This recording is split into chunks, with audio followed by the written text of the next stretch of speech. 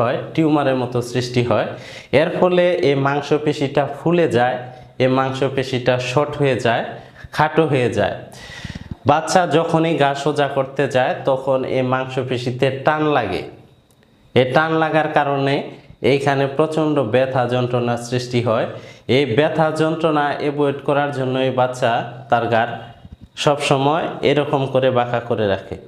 বাচ্চাদের এই সমস্যা বাচ্চা জন্মের সময় হতে পারে বা জন্মের পর 5 বছর পর্যন্ত এই সমস্যা বাচ্চাদের হতে পারে।